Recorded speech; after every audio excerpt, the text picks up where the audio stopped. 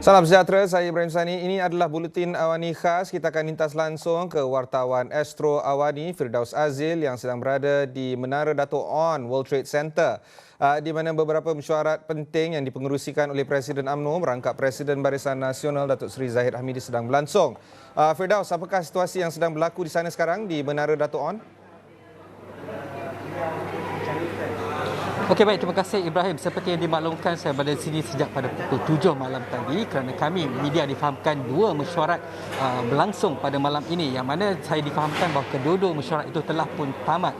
Dan mesyuarat yang pertama merupakan mesyuarat khas Majlis Kerja Tertinggi UMNO yang dipengerusikan oleh Presiden UMNO sendiri, Datuk Seri Dr. Ahmad Zahid Hamidi, dan mesyuarat ini bermula kira-kira pada pukul 8.30 malam dan kemudian dalam kira-kira pukul 9.40 kalau tak salah saya, mesyuarat kedua merupakan mesyuarat ahli-ahli Parlimen Barisan Nasional, yang mana ia turut dipengerusikan oleh Datuk Seri Ahmad Zahid Hamidi, dan juga antara yang hadir, kalau boleh saya sebutkan sedikit, antara ahli-ahli Majlis Kerja Tertinggi UMNO yang hadir kalau tak salah saya seperti Datuk Seri Tajuddin Rahman, ahli Parlimen Pasir Salak, Datuk Seri Johari Gani dan beberapa lagi, dan antara ahli Parlimen Barisan Nasional yang hadir antaranya ialah ahli Parlimen Rembau YB Khairi Jamaluddin, ahli Parlimen Gua Musang Tengku Razali Hamzah dan juga beberapa lain. Dan difahamkan setakat ini kita difahamkan bahawa mesyuarat kedua-dua ini telah tamat, dan kita masih menantikan sekiranya akan ada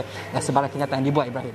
Okey, Firdaus, apakah agenda mesyuarat yang sedang berlaku di sana? Baik, kalau ini seperti yang telah dilaporkan oleh beberapa media termasuk Astro Awani sebelum ini, yang difahamkan bahawa kedua-dua mesyuarat ini mempunyai satu tujuan, satu agenda yang sama, iaitu untuk membincangkan serta memutuskan nama calon untuk yang bakal menjadi calon untuk Perdana Menteri seterusnya untuk dipertimbangkan oleh Yang di-Pertuan Agong. Yang ini merupakan selari dengan saranan ataupun titah Tuanku sewaktu Tuanku Baginda berjumpa dengan ketua-ketua parti politik di Istana Negara pada awal hari ini. Dan selain itu kita juga sedia maklum bahawa Yang di-Pertua Dewan Rakyat Datuk Azhar Azhar Harun juga telah mengutuskan surat kepada kesemua ahli-ahli parlimen bahawa mereka semua perlu menandatangani surat akuan dan menamakan calon pilihan calon Perdana Menteri pilihan masing-masing, dan terus dihantar kepada Setiausaha Sulit Kanan Yang di-Pertuan Agong sebelum pukul 4 petang esok. Ini antara yang menjadi mengapa ataupun yang menyebabkan dua mesyuarat telah diadakan pada malam ini, iaitu untuk memutuskan calon Perdana Menteri dari Barisan Nasional. Firdaus, sebagai rakyat biasa yang sedang menunggu dan menanti, mungkin tak teruja seperti mana tahun 2018, tapi kita masih lagi keep up to date, kita masih lagi main telefon untuk mendapatkan berita terkini. Jadi apakah jangkaan yang kita boleh buat ataupun andaian yang kita boleh buat susulan daripada mesyuarat malam ini?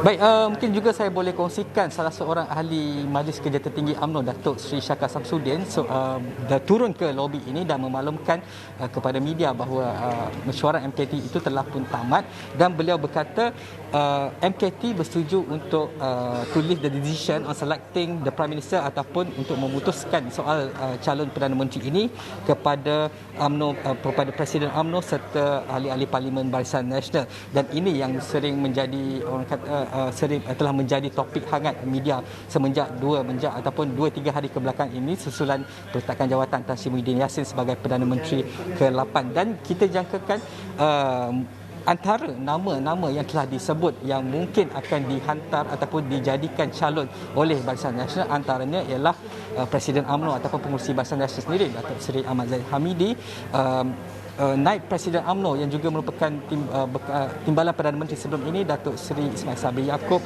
dan juga pengerusi Lembaga Penasihat UMNO Tengku Razali Hamzah, dan seorang lagi pun turut disebut-sebut juga sebagai contoh ahli Parlimen Sembrong, Datuk Seri Syamudin Tun Hussein. Bagaimanapun ini semua yang kita akan masih menunggu keputusan ataupun jika ada kenyataan yang boleh dibuat untuk berkongsikan hasil perbincangan ahli-ahli Parlimen Barisan Nasional malam ini. Baik, terima kasih kepada wartawan Astro Awani Firdaus Azil yang masih lagi berada di Menara Dato' On World Trade Center. Teruskan bersama kami di saluran 501 Astro Awani untuk mendapatkan berita terkini tentang pergerakan politik negara.